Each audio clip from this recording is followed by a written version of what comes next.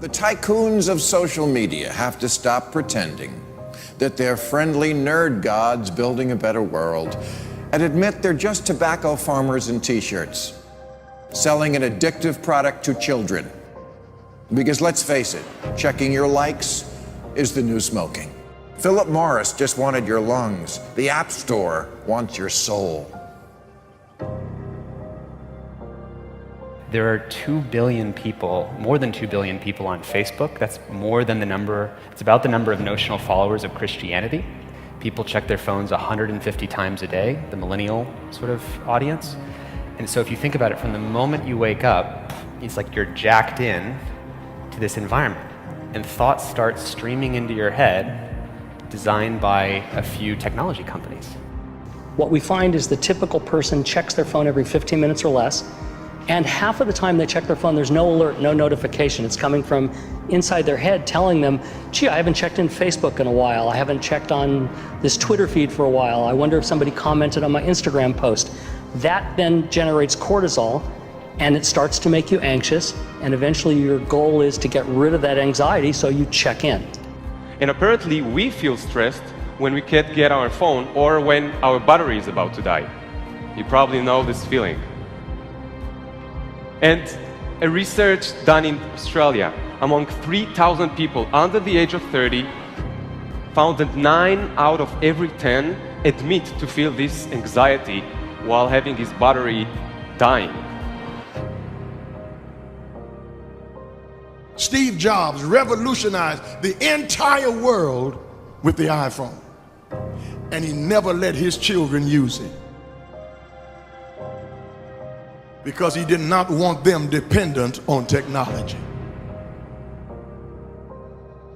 Right now, an infant is getting their first laptop that's soft and squishy and makes noise. Right now, a child is being born online and being favorited and retweeted.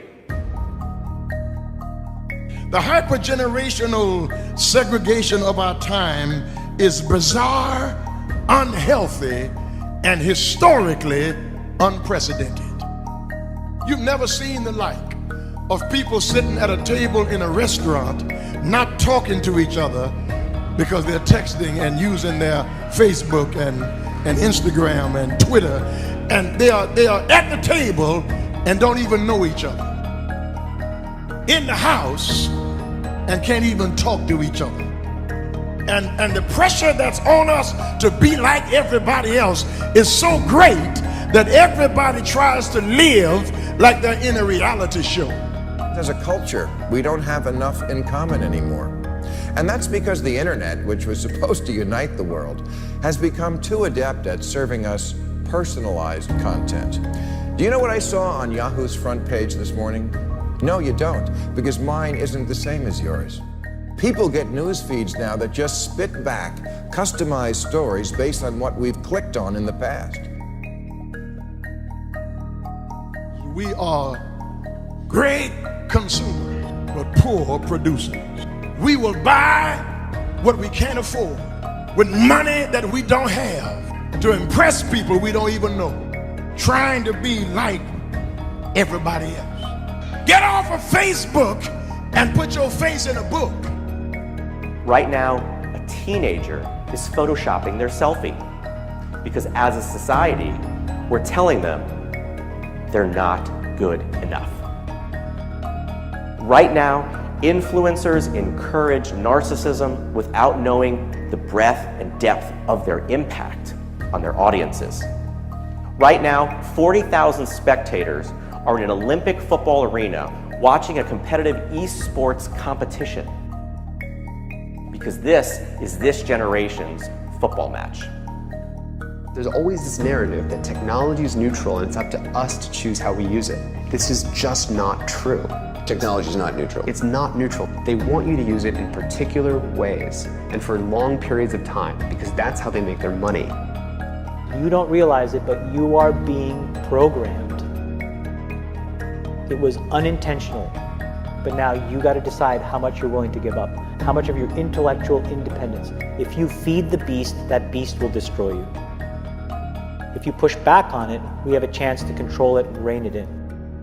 And it is a point in time where people need to hard break from some of these tools and the things that you rely on.